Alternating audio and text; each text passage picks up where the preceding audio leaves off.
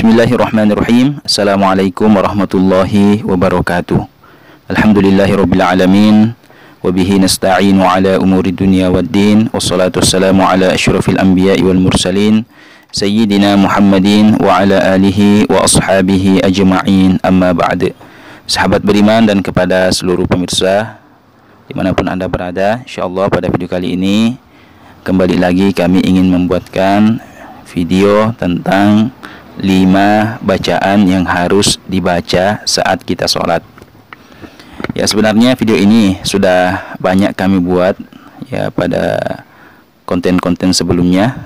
Ya, sudah sering sekali ya kami buat. Ya, bisa dicek di daftar video yang ada di channel ini, bahkan merupakan video yang paling banyak penontonnya itu video yang membahas tentang ini. Ya, jadi sudah berkali-kali kami buat, akan tetapi karena banyaknya yang mungkin pengunjung baru atau subscriber baru yang berkunjung di channel ini, ya banyak di antara mereka yang chat, ya menurut pengakuannya mereka belum sholat itu karena belum menghafal semua bacaan-bacaan di dalam sholat. Ya, dan ini adalah ya alasan yang paling banyak ya dari teman-teman yang menghubungi kami, baik yang berkomentar di kolom komentar video atau yang menghubungi kami melalui pesan WhatsApp. Ya, banyak yang tidak sholat ya, bukan karena mereka ingin menentang Allah, bukan karena ingkar terhadap sholat, akan tetapi banyak di antara mereka yang tidak sholat karena tidak menghafal bacaan-bacaan sholat. Nah teman-teman, ya khususnya yang pemula, ya perlu kita ketahui bahwa ya di dalam sholat itu kan ada yang namanya rukun. Ya, ada yang namanya rukun sholat, atau lebih mudahnya hal-hal yang harus kita lakukan di dalam sholat ya agar sholat kita dianggap sah. Nah, rukun itu terbagi atau dikategorikan menjadi 3 kelompok. Ya, mohon didengarkan dengan baik. Yang pertama ada yang disebut dengan rukun qalbi, ya rukun hati, yaitu niat. Kemudian yang kedua ada yang disebut dengan rukun fi'li, rukun sholat yang berupa perbuatan. Ya, kemudian yang ketiga ada yang disebut dengan rukun qauli, rukun sholat yang berupa ucapan atau bacaan. Ya, inilah yang akan kita bahas tentang rukun qauli. Ya, karena kalau rukun fi'li ya saya kira mudah ya. Ya, karena kalau kita misalnya sudah pergi berjamaah di masjid, ya cukup mengikuti gerakannya imam atau orang yang ada di depan kita misalnya saat sholat berjamaah, maka itu sudah ya rukun-rukun yang berupa perbuatan itu bisa terpenuhi. Hanya saja yang menjadi masalah ini memang rukun qauli, rukun yang berupa bacaan atau ucapan ini. Ya, maka perlu kita ketahui bahwa tidak semua bacaan di dalam sholat itu merupakan rukun sholat. Ya, atau tidak semua bacaan-bacaan yang selama ini ketahui di dalam sholat itu tidak harus semuanya dibaca. Maksudnya semuanya bukan merupakan rukun. Ya, ada yang merupakan rukun, ada yang hanya merupakan sunnah-sunnah untuk dibaca di dalam sholat. Ya, bacaan yang harus kita baca di saat kita sholat itu hanya ada 5 teman-teman.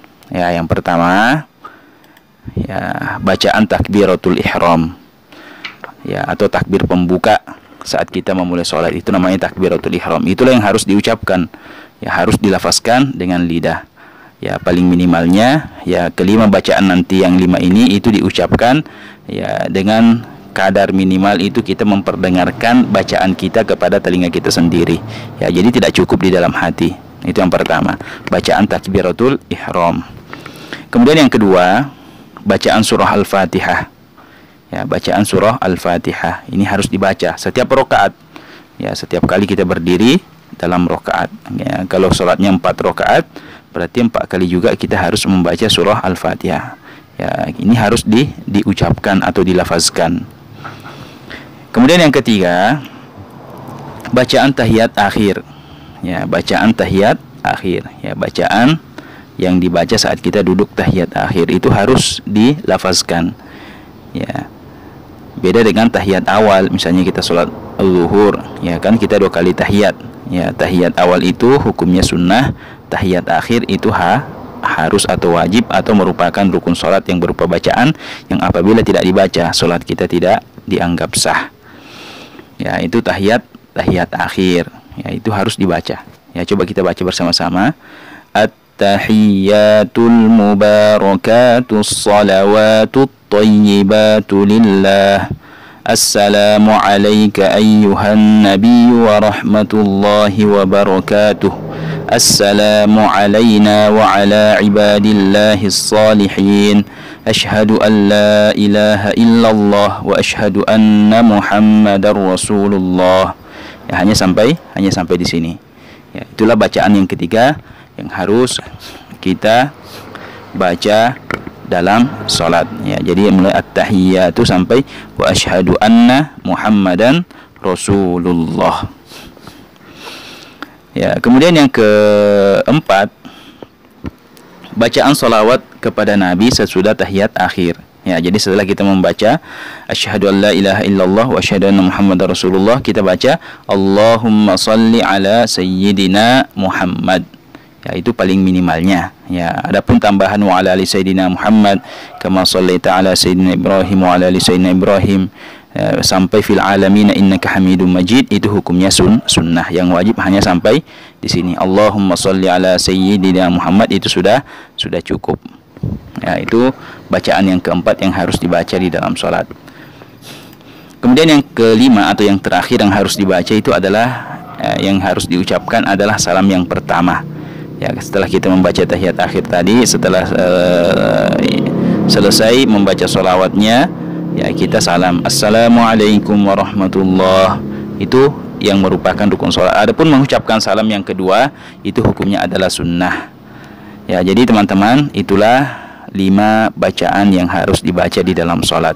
Adapun selebihnya, selain daripada yang 5 ini, itu hukumnya adalah sunnah. Contoh, bacaan surah setelah Al-Fatihah pada rakaat pertama dan kedua, itu sunnah. Bacaan ruku, sunnah. Ya, karena tidak termasuk dalam daftar yang 5 ini. Ya, bacaan sujud, sunnah. Bacaan i'tidal, sunnah. Bacaan doa kunut, sunnah. Ya, intinya selain daripada yang 5 ini semuanya hukumnya sunnah. Yang wajib hanya yang 5 ini.